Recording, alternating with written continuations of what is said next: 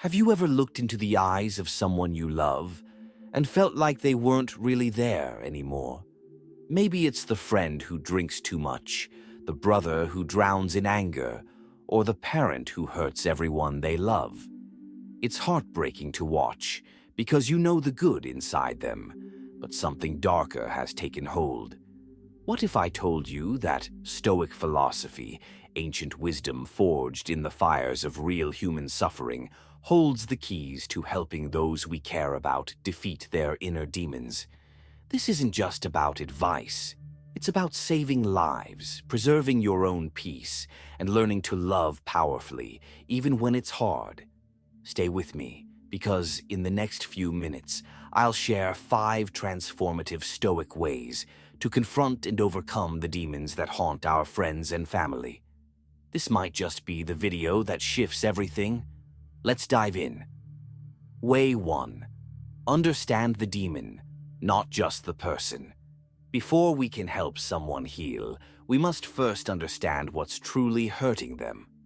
Stoicism teaches that every destructive behavior, whether it's addiction, rage, manipulation, or depression, stems from a misguided perception of reality. People don't usually choose evil. They fall into it when they believe they have no other choice. Marcus Aurelius said, "Whenever you are about to find fault with someone, ask yourself the following question: what fault of mine most nearly resembles the one I am about to criticize?" This isn't about blame, it's about connection. When your friend lashes out or your sister lies again, don't focus solely on the behavior. Ask, what fear are they running from? What pain are they hiding? Every demon has a name: shame, abandonment, insecurity, resentment. When you can name it, you rob it of some of its power.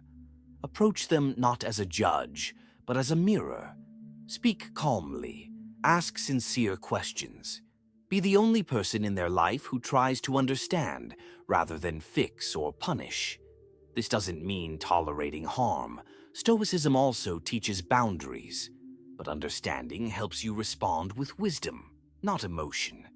You can offer a light even if they still choose darkness, because sometimes seeing someone finally see you is the first step toward them seeing themselves. Way 2. Live as an example, not as a savior.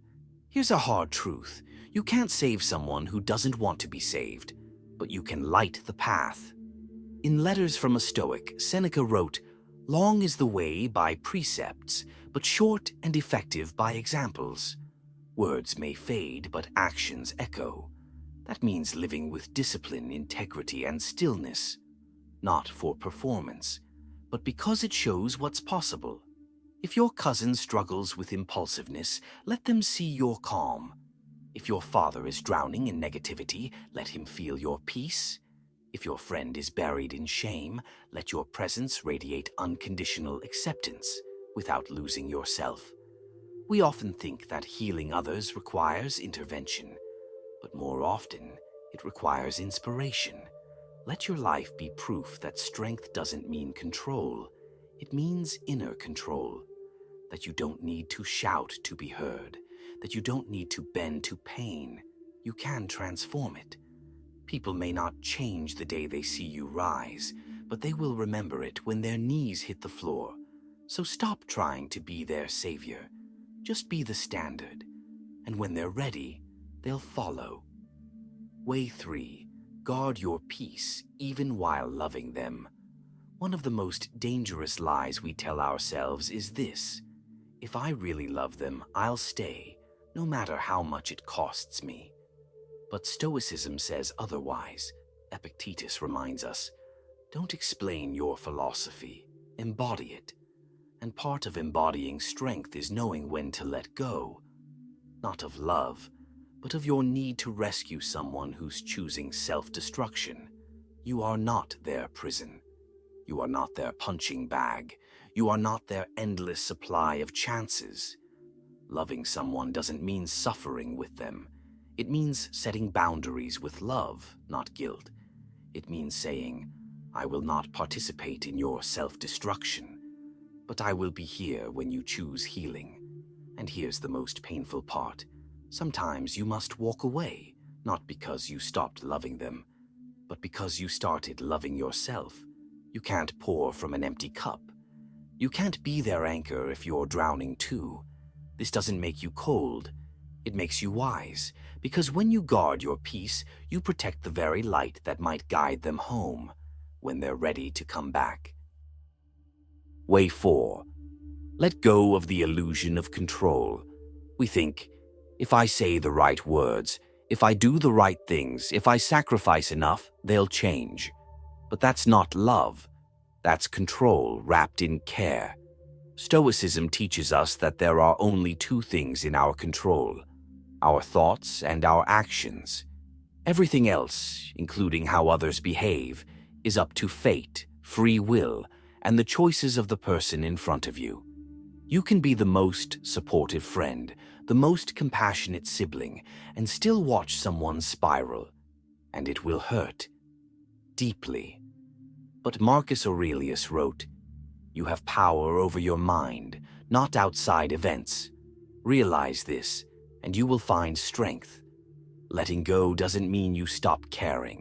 It means you stop trying to force what's never been yours to carry. Replace control with consistency. Replace demands with presence. Replace fear with trust, not in them, but in yourself, that you'll survive whatever happens. Because peace isn't found in their transformation. It's found in your acceptance. You cannot control someone else's path, but you can make sure you're not destroyed by walking it with them. Way 5. Speak with fire, not ice. Too often we tiptoe around the truth because we're afraid of pushing them away. But sometimes the most loving thing you can do is speak the truth that no one else dares to say. Stoicism is not soft. It is not passive. It is ferocious love guided by discipline. When your loved one is slipping, don't enable their silence. Be brave. Tell them, "This is hurting you. This is not who you are, and I will not pretend this is okay." Do it without rage, without drama, but with fire in your heart, the kind that burns for them, not at them. It might make them angry. It might make them cry. But sometimes, those words are the wake-up call they need. And if they reject you, so be it. As long as your words were rooted in truth and love, they will echo in their mind long after the moment passes. Seneca said, "He who is brave is free." Be brave enough to love through honesty. Sometimes the demons are loud because no one's ever spoken louder. Be the voice that cuts through the noise. Conclusion. In a world that teaches us to walk away, Stoicism teaches us something far deeper. How to stand strong in storms, not just for ourselves, but for those we love. You've learned 5 ways to defeat the demons that cling to our friends and family. Not with force, but with wisdom. Not with control, but with compassion.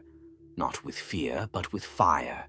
Understand their pain, but hold your peace. Lead by example, not by rescuing, and speak with love, even when your voice shakes.